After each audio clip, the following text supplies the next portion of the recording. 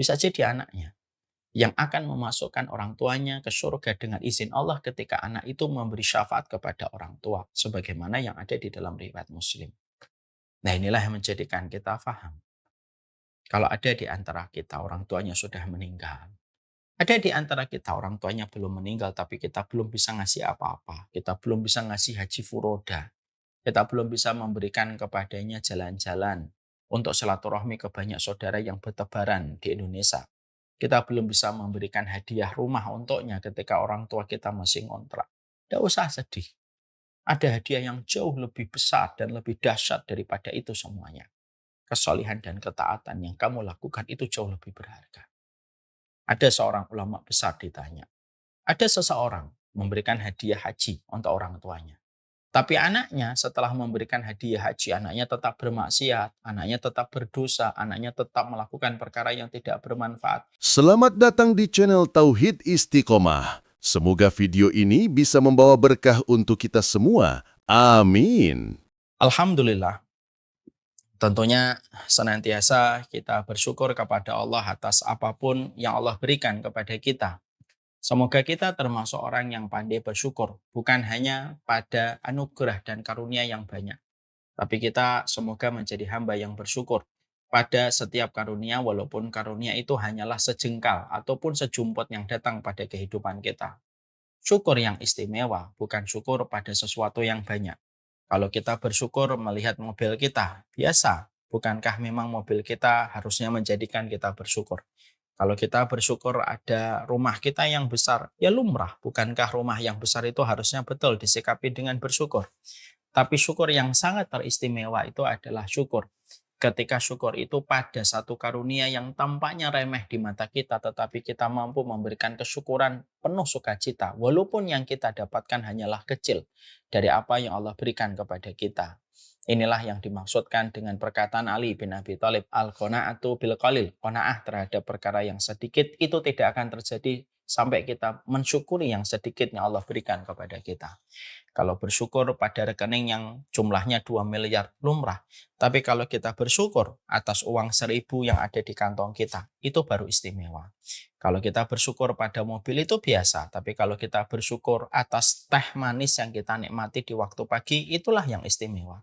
Karena sesungguhnya bangunan syukur tidak akan pernah terwujud pada kehidupan kita sampai kita mampu mensyukuri pada sesuatu yang sedikit. Man yashkuril qalil yashkurul kasir. Siapapun yang mensyukuri sesuatu yang sedikit, kata para ahlul hikmah, dialah yang mampu mensyukuri perkara yang besar dengan benar. Semoga Allah menuntun hati kita untuk bersyukur kepadanya dalam setiap urusan kehidupan kita. Amin insyaallah. Kita pada kesempatan hari ini akan meneruskan tentang bagaimana kita menjadi seorang muslim yang hebat yang memiliki karakter. Karakter itu merupakan perkara besar pada kehidupan kita, dan tentunya sunnah itu bukan hanya mengajarkan kita tentang fikih, tapi Islam itu mengajarkan bagaimana kita memiliki karakter-karakter hebat pada kehidupan kita. Karena sesungguhnya sunnah bukan mengajari tentang masalah bagaimana kita mendapatkan pahala, tapi Islam itu membentuk seorang muslim bagaimana seorang mukmin itu memiliki karakter hebat pada kehidupan. Makanya tidak salah kalau kita menjumpai ada orang-orang barat itu mengatakan, if you lose your money, you lose nothing. If you lose your health, you lose something. But if you lose your character, you lose everything. Makanya kita mendapati orang barat itu mengatakan kalau kamu kehilangan uang, kamu tidak kehilangan apa-apa. Kalau kamu kehilangan kesehatan, ya kamu kehilangan sesuatu. Tapi kalau kehilangan karaktermu, maka sesungguhnya kamu kehilangan apapun dalam hidupmu. Ini pula yang akhirnya menjadikan kita faham. Abu Sufyan, salah satu gembong orang musyrik sebelum masuk Islam, tidaklah beliau mengenal kaum muslimin, para sahabat, kecuali karena karakternya. Dan tidaklah Rasulullah itu dikenal kecuali karena karakternya yang istimewa. Yang itulah yang menjadikan kita harus faham. Menjadi muslim itu bukan hanya menjadi muslim apa adanya. Menjadi muslim itu tidak hanya menjadi muslim ala kadarnya, tapi bagaimana menjadi muslim itu memiliki karakter dalam kehidupan, di mana karakter itulah yang akan menghidupkan kehidupan mereka pada setiap perjalanan hidupnya.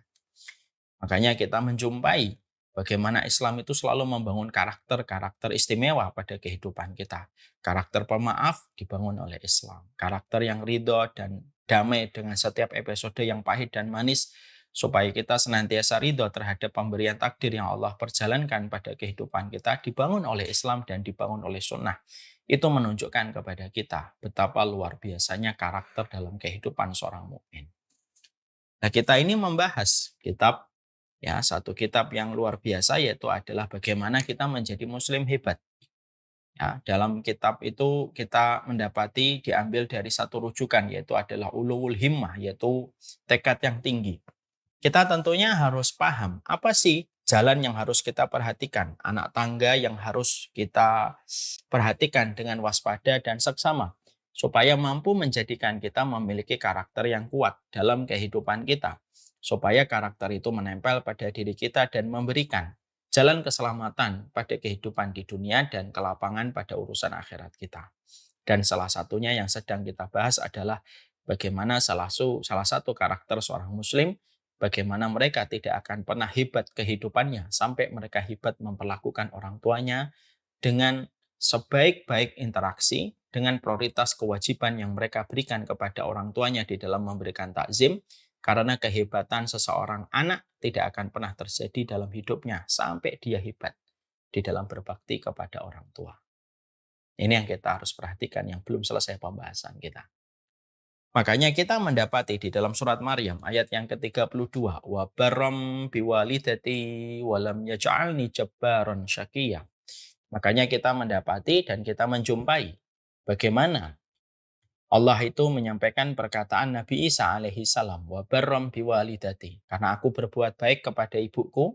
Disebutkan kata ibu karena prioritas tanpa menafikan berbuat baik kepada bapak, tapi kan Nabi Isa karena ibunya, beliau tidak memiliki bapak.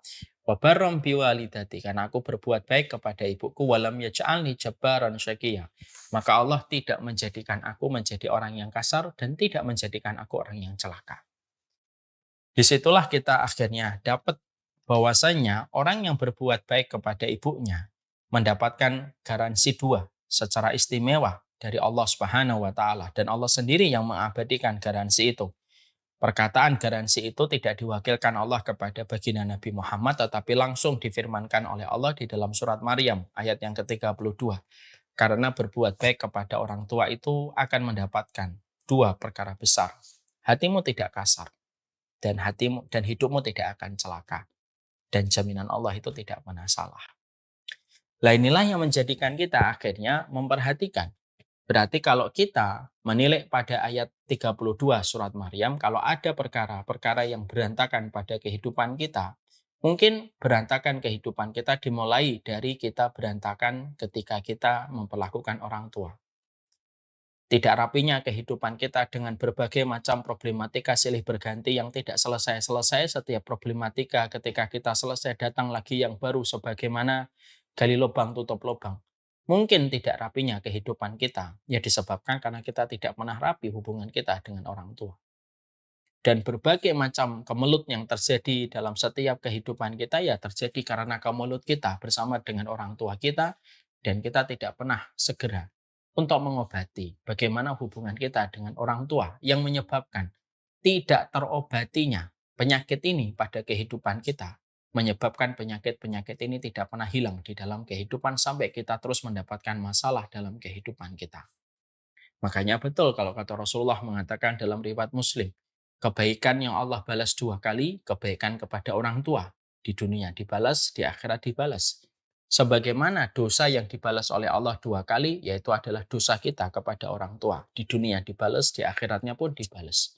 Dan ini harusnya menjadikan kita merenung bahwasanya salah satu faktor kesuksesan yang mungkin tidak pernah dibahas dalam ekonomi makro ataupun mikro, dan mungkin tidak pernah dibahas oleh para pebisnis yang berkiblat kepada paham materialisme dan kapitalisme, yaitu adalah kesuksesan kita dimulai ketika ridho ibu kita dan bapak kita pada kehidupan kita, dan kesulitan kita, walaupun kita pinter, walaupun kita IQ-nya brilian, walaupun kita punya circle dan link yang luar biasa, tapi kalau kita tidak rapi hubungan kita dengan orang tua, tidak akan pernah apapun kelebihan yang kita miliki menjadikan kita mendapatkan keistimewaan dalam hidup.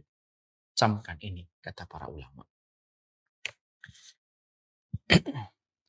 Makanya Masya Allah ya, sampai kita menjumpai betapa besarnya pengaruh bagaimana kita berbuat dan bermuamalah kepada orang tua itu bukan hanya kembali feedbacknya kepada kita.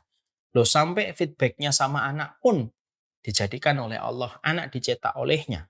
Allah mencetak anak kita sebagaimana muamalah dan interaksi kita bersama dengan orang tua kita. Makanya kita mendapati man waqara walidayhi razaqahullahu waladan yuwakkiruhu wa man lam yuwakkiruhu wa man lam yuwakkiruhu ya wa man lam yuwakkirhu. Barang siapa yang dia tidak menghormati orang tuanya, razaqahullahu waladan lam yuwakkirhu. Barang siapa yang dia tidak menghormati orang tuanya, maka Allah memberikan anak yang tidak menghormati dirinya. Sebagaimana ketika dia menghormati orang tuanya, dia akan mendapatkan anak yang menghormatinya. Persis. Dan itu menunjukkan kepada kita tambahan-tambahan bukti di lapangan. Bahwasanya luar biasa bagaimana posisi kita ketika berbakti kepada orang tua dan bagaimana parahnya kehidupan kita ketika tidak berbakti kepada orang tua. Karakter sehebat apapun, tapi tidak tunduk kepada orang tua. Tidak ada manfaatnya karakter itu. Keistimewaan apapun ketika dia ternyata merendahkan orang tuanya. Tidak ada yang istimewa. Karena pasti rusak karakter itu. Apabila disertai dengan minusnya, muamalah dan birrul walidain dirinya kepada orang tua. Sekarang setelah kita mengingatkan kembali tentang betapa besarnya hajat orang mukmin yang berkarakter hebat, bahwasanya mereka harus memuliakan orang tua mereka, pertanyaan kita adalah bagaimana kita berbakti kepada orang tua. Kita sudah membahas apa sebab yang menjadikan manusia tidak bisa berbakti kepada orang tua. Kita membahas kelanjutannya, apa yang memaknai definisi dari birrul walidain, karena berbakti kepada orang tua sudah sering kita dengarkan dari berbagai macam forum dan majelis. Pertanyaan kita adalah mengaktualisasi birrul walidain itu bagaimana pada kehidupan kita? Memberi makna pada kehidupan berbakti kepada orang tua itu bagaimana?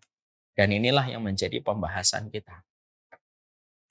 Karena sesungguhnya sebagian orang atau sebagian besar orang hari ini, sebagian besar orang hari ini menganggap bahwasanya birrul walidain itu hanyalah diwakili dengan uang dan nominal yang dia transfer di akhir bulan untuk mencukupi kebutuhan bapak dan ibunya di masa senja di rumah mereka.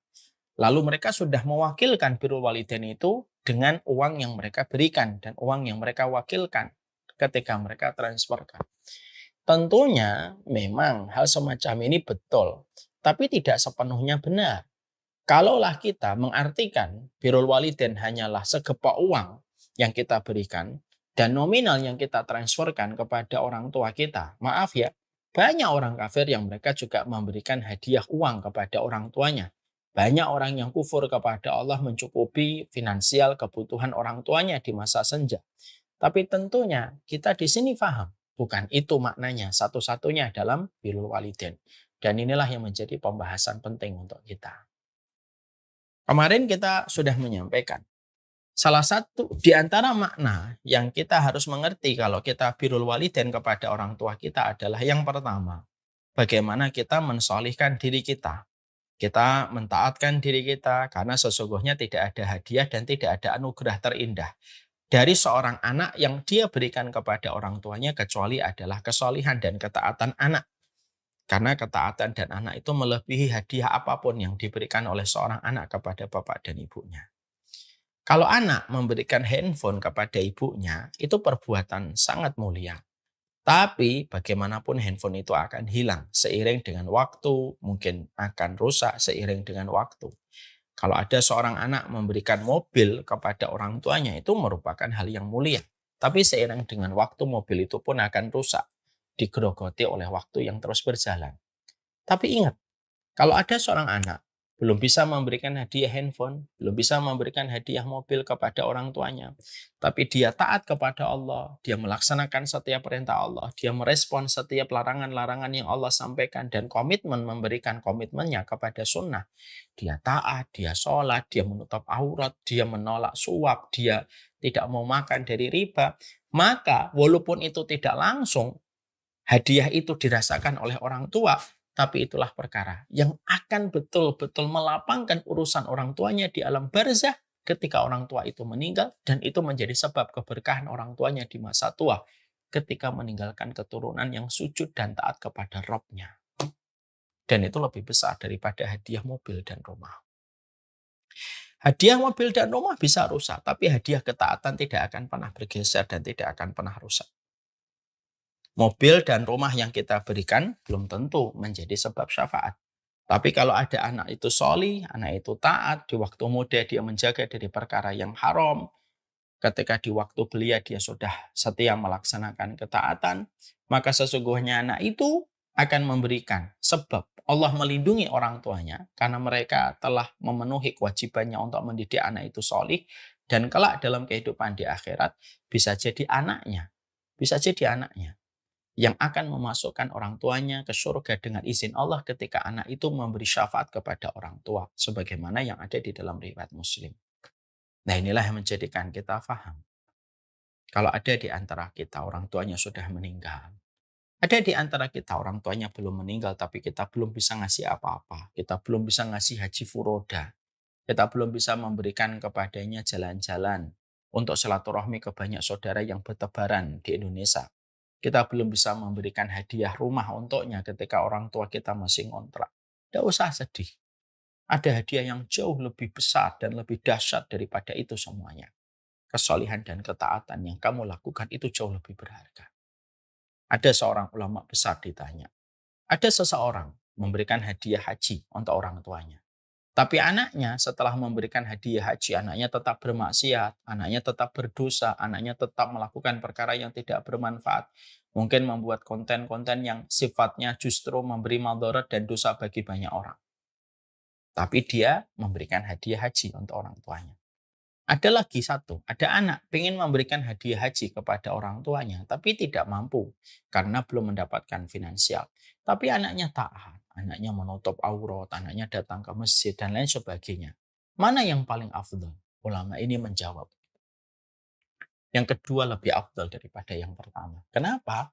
Niatnya dia menghajikan orang tuanya, sudah mendapatkan pahala haji untuk orang tuanya, insya Allah. Yang kedua bisa jadi memang rezeki anak itu tidak diberikan Allah sekarang. Tapi bisa jadi nanti ketika orang tuanya wafat, Allah tiba-tiba mudah bagi Allah menjadikan anak itu sukses. Lalu anak itu bisa membadalkan haji orang tuanya. Tapi yang jelas, ketaatan dia kepada Allah, itulah yang justru akan dibanggakan orang tuanya ketika orang tuanya balik kepada Allah. Tidak ada orang tua yang membanggakan harta anaknya kalau sudah mati. Kenapa? Dunia mudbirah, karena dunia itu sudah ditinggalkan, tidak ada lagi dibanggakan dalam urusan dunia. Kalau sudah di hadapan Allah, yang dibanggakan urusan akhirat. Ya, wal akhiratu muqbilah, dan akhirat itu datang. Maka yang dibanggakan orang tua kalau mereka balik ke alam barzah menghadap ke akhirat, yang dibanggakan yang urusan akhirat. Anak saya sudah sholat di masjid, anak saya sudah taat, anak saya tidak mau memegang non mahram yang bukan mahramnya. Anak saya melazimi setiap perintah sunnahmu. Itulah yang dibanggakan. Dan itulah birrul walidain. Puncak dari ekosistem birrul walidain itu terletak bagaimana kita mensolihkan diri kita. Ini yang pertama. Yang kedua yaitu adalah senantiasa mendoakan setiap waktunya, terutama di waktu-waktu yang mustajab. Apapun tulisan kita tentang orang tua, tidak akan nyampe. Saya nulis memori saya tentang orang tua di feed Instagram, tidak akan nyampe tulisan saya kepada orang tua saya. Ada seorang anak ditinggalkan ibunya menangis, meraung-raung, berteriak gitu. Tidak akan sampai teriakan itu kepada orang tuanya. Tapi ketika ada seorang hamba dari seorang anak, ketika dia berdoa, salah satunya menggunakan surat Ibrahim 41, Rabbana firli wali walidayya walil mu'minin yauma yakumul hisab. Doa yang lirih justru nembus, melewati dua dimensi, nyampe kepada orang tuanya. Dan itu merupakan birrul walidain. Makanya akhirnya setiap anak ketika dia tahu bahwasanya doa itu memiliki keistimewaan yang besar, maka yang kedua ini berkaitan pada poin yang pertama, harus disolehkan dulu. Karena doa terpengaruh dengan dosa dan kesolihan manusia. Semakin solih, semakin mustajab doanya. Semakin berdosa, semakin sulit doa itu mustajab. Karena doa terhalang oleh maksiat sebagaimana kabut menghalangi mentari. Makanya yang kedua, mendoakan. Tapi dari kondisi anak yang solih. Tidak setiap doanya anak nyampe kepada orang tua. Sampai anak itu berusaha mendisiplinkan dirinya untuk meninggalkan berbagai macam perkara dosa dan maksiat. Kalau anaknya sudah mendisiplinkan dirinya dengan dosa dan maksiat, maka sesungguhnya doanya itu akan nyampe. Makanya maaf ya, waladun solihun yad'ulahu. Nabi itu bersabda, setiap anak Adam mati, semuanya terputus kecuali 3 perkara. Yang disebutkan Nabi salah satunya, anakmu yang solih yang mendoakan orang tuanya. Nabi tidak menyebutkan anak, tapi menyebutkan anak yang solih mendoakan orang tuanya. Berarti anaknya harus solih, baru doanya nyampe kepada orang tua. Itu yang kedua. Yang ketiga, di dalam arti birrul walidain yang kita berikan itu adalah bagaimana yang ketiga, ketika kita birrul walidain adalah memberikan yang terbaik. Tidak gampang menolak permintaannya, tidak gampang memberikan tidak gampang untuk berkilah dari setiap harapannya. Tapi kita berusaha untuk memberikan yang terbaik. Selama kita mampu, kita berikan yang terbaik. Jangan cepat-cepat mengatakan saya tidak bisa. Jangan cepat-cepat mengatakan saya tidak mampu, Pak, kalau begitu. Jangan cepat mengatakan itu. Dan sesungguhnya arti birrul walidain adalah mengarahkan segala upaya kita untuk memberikan apa yang dia mau. Selama kemauannya, keinginannya, dan harapannya tidak bertabrakan dengan kitabullah dan sunnah, maka memenuhi setiap permintaannya itu merupakan bentuk dari birrul walidain yang dinilai langsung oleh Allah dan diganjar langsung oleh Allah. Kita tentunya masih ingat bukan apa yang kita sampaikan pekan lalu. Bahwasanya kita mendapati kisahnya Uwais Al-Qarni. Yang unik dari Uwais Al-Qarni adalah salah satu di antara episode hidupnya ketika ibunya yang sudah lumpuh berkata kepada Uwais Al-Qarni, saya ingin haji. Padahal beliau lumpuh. Padahal beliau tinggal di Yaman. Haji ada di Mekah. Perjalanan terbentang 1119 km kurang lebihnya. Maka Masya Allah ketika Uwais Al-Qarni mendapati permintaan ibunya, maka beliau tidak langsung memberi udzur. Langsung beliau menyatakan tidak mampu. Dia tidak mengatakan, ya ibu kamu sudah lumpuh, tidak ada kewajiban haji. Sesungguhnya haji itu walillahi ala nasi hajjul bait man istata'a ilaihi sabila. Haji itu diwajibkan bagi yang mampu. Salah satunya makna mampu adalah mampu perjalanan. Kamu tuh sudah nggak mampu, sudah nggak usah. Nggak itu kalimat yang diucapkan oleh Uwais Al-Qarni. Lihat bagaimana baktinya Uwais Al-Qarni. Ya. Semoga Allah ngampuni kita ya atas seringnya kita berkilah sama permintaan orang kita. Uwais Al-Qarni pada saat itu langsung beliau ke belakang, beliau langsung kemudian naik turun bukit, naik turun bukit, naik turun bukit beliau setiap waktunya beliau.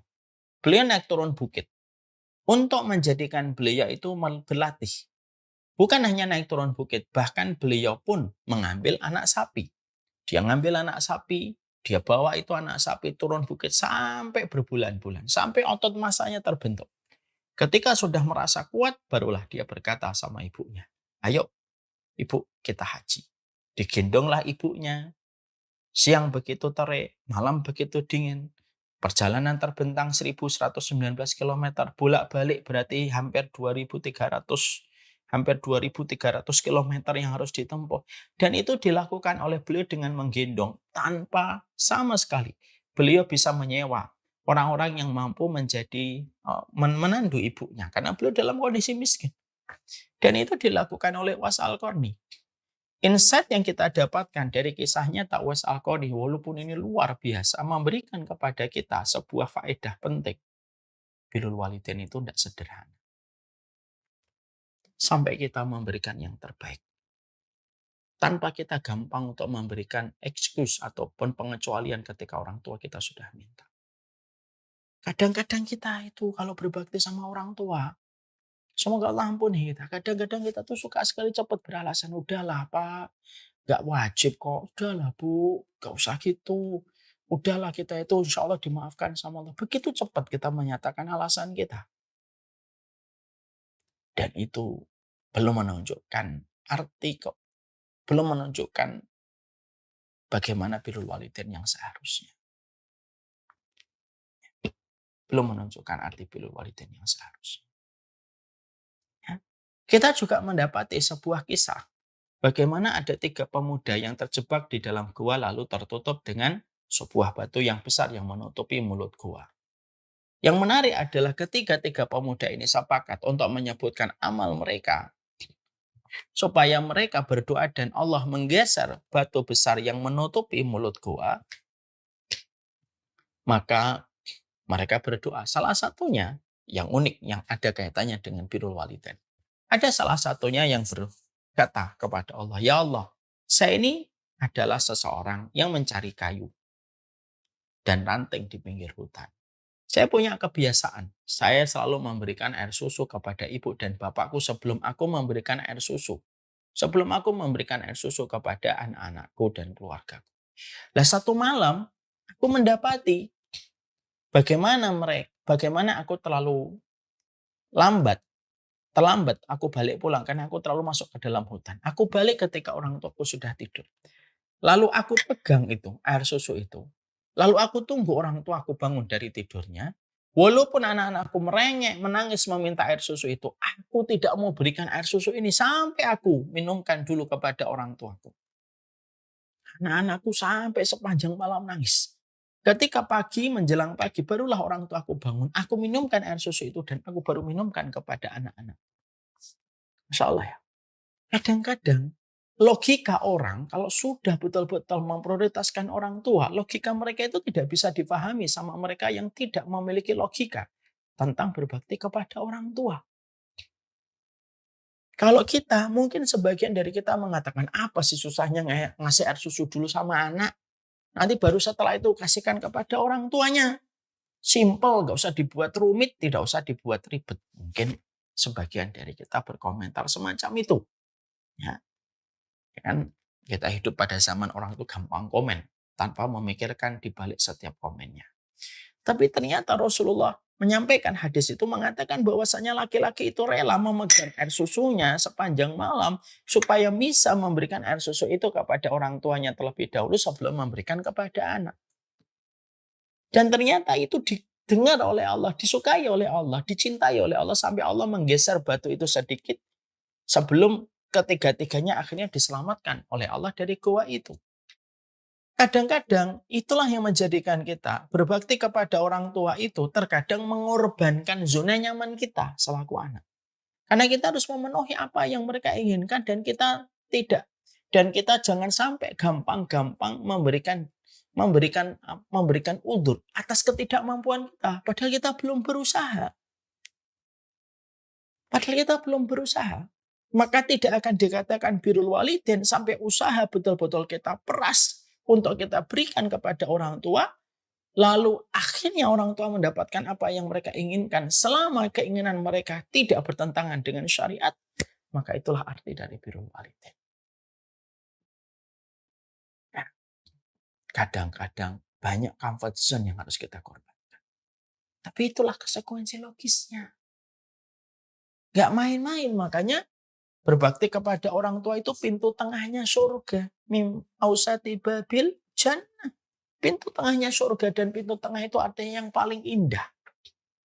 Pintu tengah itu artinya yang paling indah. Berarti akhirnya ada main-main di situ.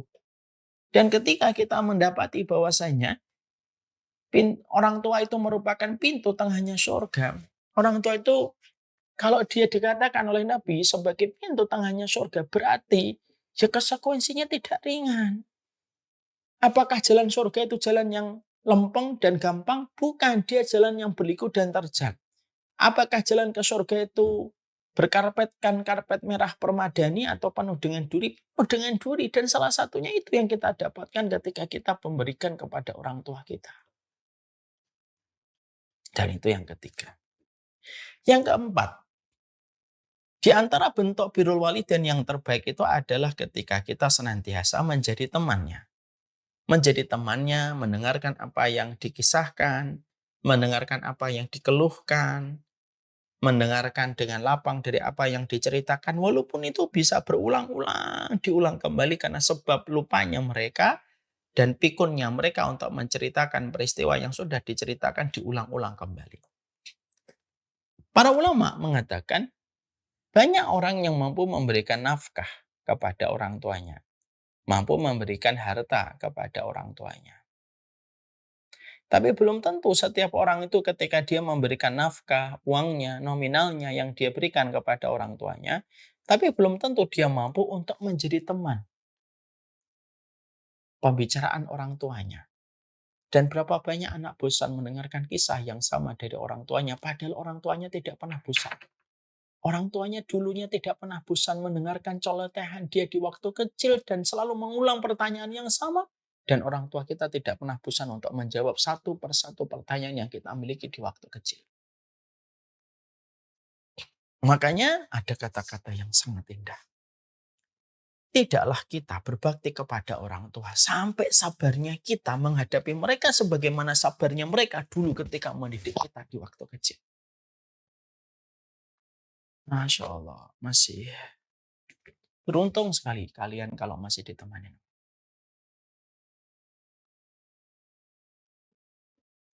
Jadi di situ kita mendapatkan tidak akan lurus, tidak akan tegak. Birrul walidain manusia tidak akan tegak birrul walidain, tidak akan tegak birrul walidain. Manusia kepada orang tuanya sampai sabarnya anak kepada orang tua di masa senja sebagaimana sabarnya seorang bapak dan ibu ketika mendidik anak. Makanya tidak mengherankan kalau balasannya itu langsung surga. Makanya tidak mengherankan kalau orang yang gagal mendapatkan surga ketika mendapati orang tuanya ketika tua didoakan celaka oleh malaikat. Ragima anfu. Man adraka abawaihi ingdal kibari falam yadkhulil jannah. Celaka sekali. Celaka betul. Siapa yang celaka itu? Orang yang diberikan kesempatan menjumpai bapak dan ibunya di masa senja dan di masa tua. Tapi justru anaknya tidak bisa masuk surga. Padahal mendapatkan kesempatan berjumpa dengan orang tua di masa senja. Itu merupakan hal yang paling gampang untuk memasukkan manusia ke dalam rahmat dan surganya Allah. Kok sampai manusia tidak bisa mengambil jalan itu tuh kebangetan sekali. Saking kebangetannya ketika melampaui batas, para malaikat mendoakan celaka Muhammad kalau ada umatmu yang semacam itu. Maka akhirnya menemani mereka. Jangan siksa mereka dengan ruang kerinduan. Jangan paksa mereka, jangan siksa mereka dengan kesibukan kita, dengan media sosial. Jangan siksa mereka dengan berbagai macam hal yang selalu menyibukkan kita dari hobi-hobi kita. Yang sampai akhirnya menjadikan kita lupa ada orang tua yang menunggu kita untuk mendengarkan kisah-kisah yang mereka ingin tuangkan sebelum mereka berpulang kepada Allah. Mereka itu pengen pulang. Mungkin banyak orang tua juga tidak mau untuk ngerepotin anak. Berapa banyak orang tua sering berkata, saya lebih baik nanti kalau saya tua, saya nggak mau ngerepotin anak saya. Berapa banyak orang tua yang tulus berdoa semacam itu kepada Allah. Walaupun mereka pun kalau merepotkan orang tua, itu logik dan fitrah anak itu membalas orang tuanya. Tapi saking tulusnya orang tua. Saya masih ingat sekali doanya ibu saya. Saat itu beliau berdoa minta kepada saya begini. Saya tuh berdoa nang sama Allah. Gitu. Apa bu doanya? Supaya kedua kakakmu meninggal dulu sebelum ibu. Saya punya dua kakak cerebral palsy. Mbak Risma dan Mas Yusar. Saya mohon sama Allah supaya kedua kakakmu itu wafat sebelum ibu. Kenapa? Supaya kedua kakakmu tidak ngerepotin kamu nanti ketika kamu sudah gede gitu. Supaya kamu bisa sama keluargamu. Biarlah mereka pulang sebelum ibu. Gitu. Walaupun doa ibu tidak dikabulkan dalam tanda kutip oleh Allah di dunia, ibu saya meninggal lebih dulu, selang 6 tahun baru kakak saya perempuan, dan sekarang masih ada Mahzusa. Tapi di situ kita menjumpai dan kita mendapati itulah ketulusan seorang ibu, itulah ketulusan seorang bapak. Yang mereka butuhkan itu bukan uang sebenarnya. Walaupun mereka tidak kita nafikan dan kita ingkari, mereka memang butuh uang. Untuk mencukupi kebutuhan mereka sehari-hari itu pun tidak berlimpah. Mereka sudah tidak lagi hasrat untuk membeli yang mahal-mahal. Karena mereka juga bisa mengukur diri mereka masing-masing gitu. Yang mereka butuhkan itu adalah kebersamaan yang kita berikan untuk mereka, menemani mereka makan pagi, menemani mereka untuk cerita di waktu malam sebelum mereka tidur, menemani mereka apa yang mengganjal pada hati mereka. Itu yang mereka inginkan.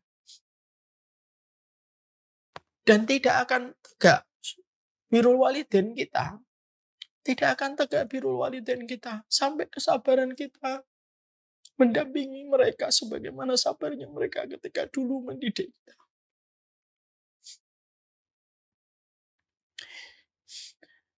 Itu arti birrul walidain untuk itu.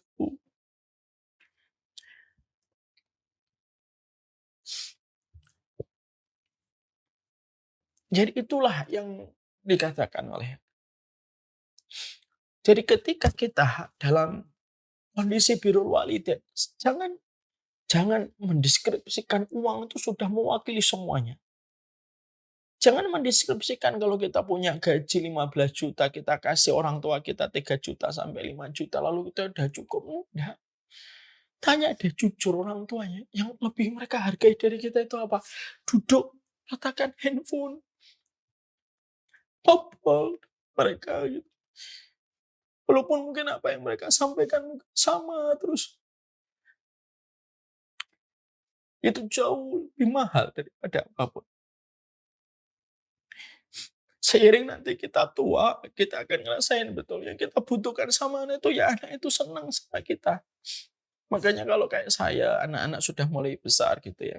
Kadang-kadang kan kita sedih gitu, anak-anak sudah digendong sudah nggak mau, kita sedih. Ya, kadang-kadang mereka punya sesuatu, mereka ceritakan sama ya, temennya tapi nggak diceritakan sama kita kan sedih kan Pak. Sama lah, orang tua itu ketika semakin tua semakin sensitif. Makanya saya sering menasihati diri saya dan setiap orang gitu. Ya kalau kita dapetin orang tua kita semakin sepuh itu semakin sensitif. Udah dimaklumi, nggak usah dimasukkan ke dalam hati perkataan mereka. Mereka menghadapi hari yang besar, mereka menghadapi hari-hari yang berat ketika mereka sadar satu persatu teman-temannya sudah wafat. Kabar-kabar yang mereka sering dengarkan itu tentang kematian fulan teman-teman SMP-nya dan teman-teman SMA-nya.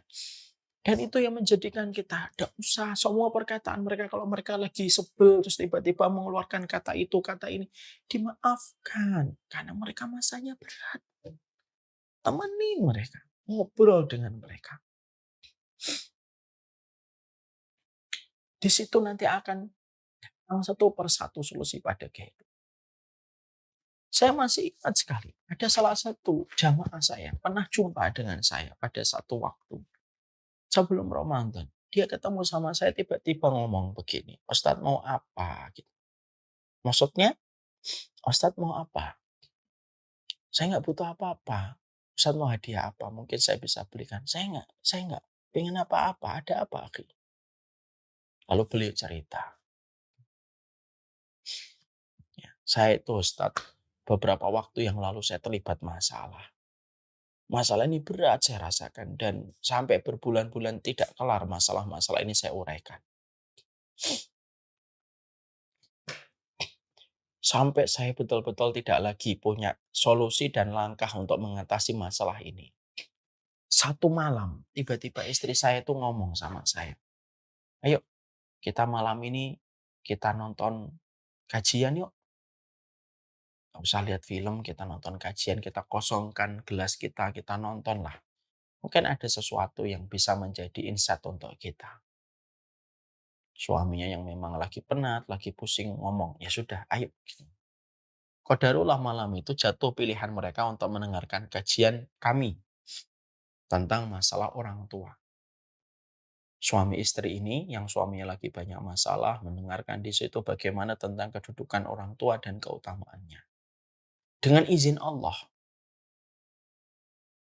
mereka sadar kekurangan mereka dan kesalahan mereka. Dia nangis. Gitu. Paginya dia ngomong sama istrinya, saya akan ngajak dan saya akan menyapa ibu saya ya gitu. Saya ngerasa saya ngerasa banyak kekurangan dengan ibu saya gitu. Istrinya mengizinkan, sudah sana kembali mendekat sama ibu. Padahal rumahnya dia dengan ibunya itu nggak terlalu jauh. Akhirnya dia betul-betul memperbaiki hubungan dia dengan ibunya. Pagi, siang, dia selalu menjumpai, terus mengajak pergi, lalu betul-betul meningkatkan kualitas interaksinya dengan ibunya dan baktinya dia dengan ibunya. Qadarullah, berjalan beberapa saat tiba-tiba beliau mendapatkan telepon. Singkat ceritanya, di balik telepon itu apa? Masalah-masalah yang dia dapatkan itu diselesaikan oleh Allah dengan perantara orang yang nelpon beliau itu.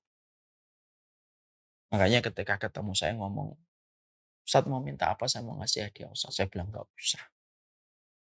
Ini kisah. Makanya akhirnya menemani orang tua. Mungkin secara kasat mata, teori hitam di atas putih kayak ngurangin waktu kita, menyebabkan mungkin pekerjaan kita akan berantakan. Enggak, demi Allah enggak. Apa yang kamu berikan kepada orang tuamu, baik itu harta, apalagi waktu yang lebih mahal daripada uang, kamu berikan kepada orang tuamu. Tidaklah apa yang kamu berikan kepada orang tuamu, kecuali pasti diganti oleh Allah dengan ganti yang jauh lebih besar. Dan kita harus mengimani dan yakin. Itulah harga iman. Mengimani. Walaupun secara logika kita belum ketemu dengan apa yang kita imani. Dan itulah fungsi yang keempat. Birrul walidain itu apa sih? Yang keempat, menemani masa-masa senja mereka dengan waktu-waktu yang mereka lalui. Nyapa di waktu pagi, ngajak. Di waktu 2 hari sekali mungkin keluar, walaupun cuma beli wedang ronde, walaupun cuma beli wedang jahe, walaupun cuma beli lele. Temenin. Tidaklah kamu infakkan waktumu, kecuali Allah balas. Dan waktu, al-waktu, kesave. Waktu itu kayak pedang kan. Artinya waktu itu lebih mahal daripada uang. Kalau orang mengatakan time is money, waktu adalah uang. Itu definisi yang nggak paham itu. Waktu lebih mahal daripada uang. Karena uang itu nggak bisa beli waktu. Dan kamu berikan waktu itu kepada orang tuamu, maka tidak mungkin waktu yang kamu berikan akan kembali kosong kepada kita. Nggak mungkin pemberian kepada orang tua itu tidak mungkin kembali dengan tangan kosong. Apa yang kita berikan kepada orang tua kita pasti kembali kepada kita dengan sesuatu yang jauh lebih besar. Itu udah jaminan dari Allah. Dan tidak mungkin memberikan kepada orang tua itu kembali kepada kita dengan tangan kosong. Itu tidak mungkin. Tidak mungkin. Makanya pasti diganti oleh birrul walidain yang keempat. Memberikan waktu bersama mereka di masa tua. Sembari kita juga tetap menyelesaikan kewajiban-kewajiban kita. Bukan berarti kita langsung tidak kerja. Bukan kita berarti tidak beribadah dan nuntut ilmu. Saya nemenin waktu. Tidak. Semua ada waktunya. Dan kita berikan prioritas kita waktu itu kepada orang. Itu yang keempat. Apa yang kelima, yang keenam? Kita bahas pada pertemuan selanjutnya. Wassalamualaikum warahmatullahi wabarakatuh. Alhamdulillahirrabbilalamin.